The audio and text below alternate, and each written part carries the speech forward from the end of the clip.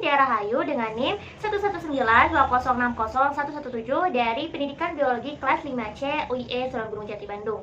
Nah, pada video kali ini saya akan kembali melakukan praktikum fisiologi hewan yang ketiga yang berjudul alat indera. Nah, pada praktikum kali ini saya akan melakukan dua kegiatan sekaligus. Yang pertama, kegiatan praktikum indera penglihatan, dan yang kedua yaitu kegiatan praktikum indera pembau. Mata merupakan salah satu panca indera yang memiliki peran penting dalam kehidupan manusia, yaitu sebagai organ penglihatan. Menurut Henny Wulandari, sistem mata ini memiliki lapis reseptor, sistem lensa, dan sistem saraf untuk mengantarkan impuls dari reseptor ke otak. Mata ini terdiri dari otot mata, bola mata, saraf mata, serta otot alat tambahan yaitu alis, kelopak mata, dan bulu mata. Bentuk mata ini seperti bola, sehingga dikenal sebagai bola mata, di mana bola mata ini terdiri dari dua lengkung lingkaran, yaitu lengkung lingkaran bagian depan atau yang disebut dengan kornea, dan lengkung lingkaran bagian belakang yang disebut dengan jaringan pengikat, yang masing-masing dilindungi oleh kelopak mata, rambut halus, dan bulu mata, yang fungsinya untuk melindungi mata dari benda asing dan sinar yang berlebihan. Praktikum kali ini bertujuan untuk mengetahui bintik buta pada mata.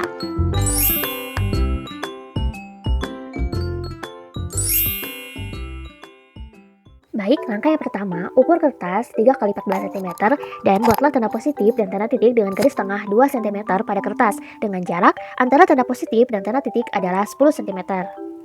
Langkah yang kedua, pegang kertas dengan tangan kiri sejauh 50 cm di depan mata. Pusatkan mata kiri terhadap tanda titik dan mata sebelah kanan ditutup. Langkah yang ketiga, pengamatan dengan mata kiri yang tetap berpusat pada titik ini terus dilakukan. Kemudian, dekatkan kertas secara perlahan hingga tanda positif ini hilang dan juga tampak kembali. Langkah yang keempat, ukur dan catat ke dalam tabel pada jarak berapa tanda positif hilang dan pada jarak berapa pula tanda positif tampak kembali. Dan ulangi percobaan ini hingga 3 kali. Langkah yang terakhir, balikkan letak tanda titik dan ulangi prosedur sebelumnya dengan mata kiri yang tertutup dan amati pula sebanyak 3 kali. Berdasarkan hasil pengamatan didapat bahwa secara keseluruhan rata-rata hasil perbedaan jaraknya hanya berbeda sedikit. Pengamatan ini sangat berkaitan dengan bagian retina pada mata, di mana pada retina ini terkenal dua istilah yaitu bintik buta dan bintik kuning. Nah, berdasarkan hasil percobaan, posisi bintik buta pada mata kanan dan mata kiri ini akan berbeda. Pada jarak tertentu, objek akan terlihat, sedangkan pada jarak tertentu, objek tidak akan terlihat. Ketika objek tidak terlihat, hal ini disebabkan oleh adanya pembiasan cahaya dari objek yang jatuh di bagian bintik buta pada retina, di mana cahayanya jatuh pada bagian yang tidak mengenai sel-sel batang dan sel kerucut, sehingga tidak ada impuls yang diteruskan ke saraf optik. Sedangkan, jika suatu objek terlihat, menandakan objek tersebut jatuh tepat di bagian bintik kuning pada retina.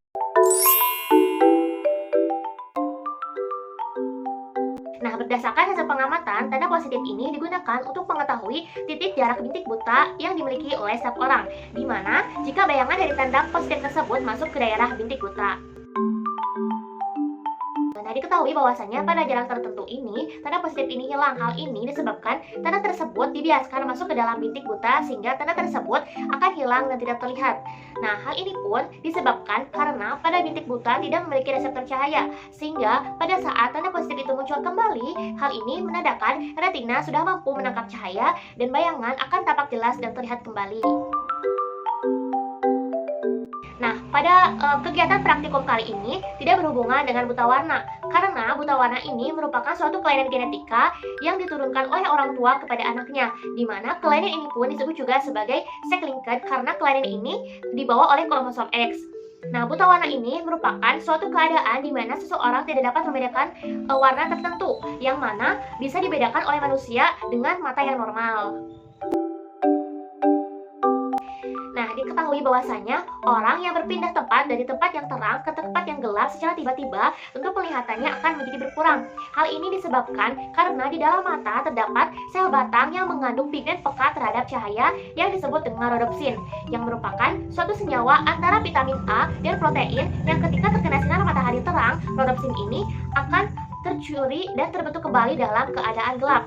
Sehingga dalam waktu adaptasi tersebut, mata cenderung kabur atau penglihatannya tidak terlalu jelas.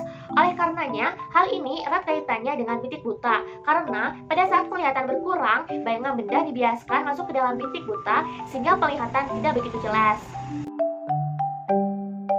Dalam Dalam percobaan yang telah dilakukan, percobaan ini melakukan akomodasi. Hal ini karena terjadinya perpindahan titik fokus mata dari objek yang jauh ke objek yang dekat dan begitu pun sebaliknya, yang menyebabkan adanya perubahan kecembungan lensa karena kontraksi dan relaksasi dari otot-otot ligamen yang melekat pada bola mata.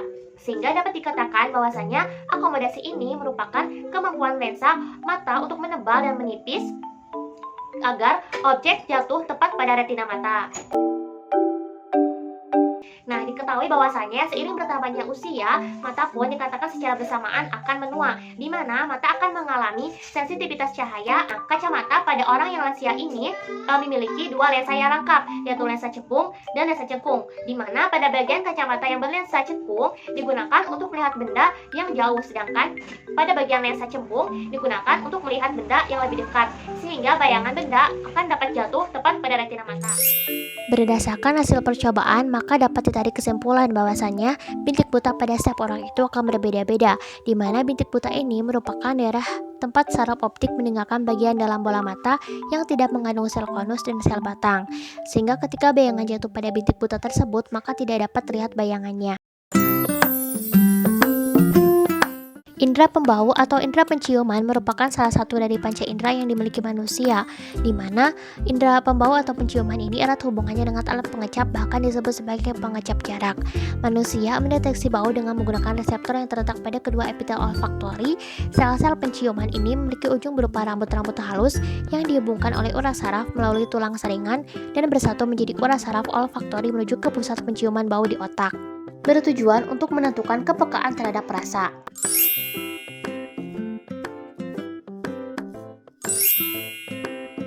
Langkah yang pertama, potong apel dan jahe yang sudah dicuci bersih dan kemudian potonglah dengan ukuran dan bentuk yang sama. Langkah yang kedua, tutup mata juga tutup hidung dan masukkan apel dengan menggunakan tusuk gigi. Lalu masukkan ke dalam mulut dan kunyah secara perlahan dan tentukan sampel apa yang dimakan. Kemudian, sebelum ke sampel berikutnya, minum terlebih dahulu untuk menetralisir sisa makanan pada mulut.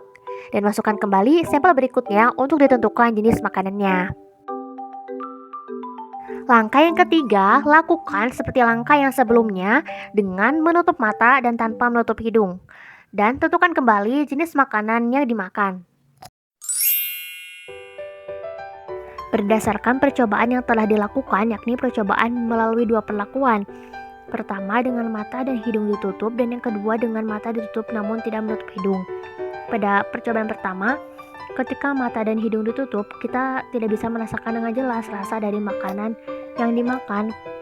Pada jahe pun hanya terasa rasa pedas saja, sedangkan pada apel tidak begitu merasakan dengan jelas. Hal ini karena ketika hidung ditutup, sel-sel saraf yang akan merangsang bau tidak dapat meneruskan rangsangannya pada otak karena posisi hidung kita yang ditutup, sehingga otak tidak dapat mengartikan makanan yang dirasakan oleh lidah.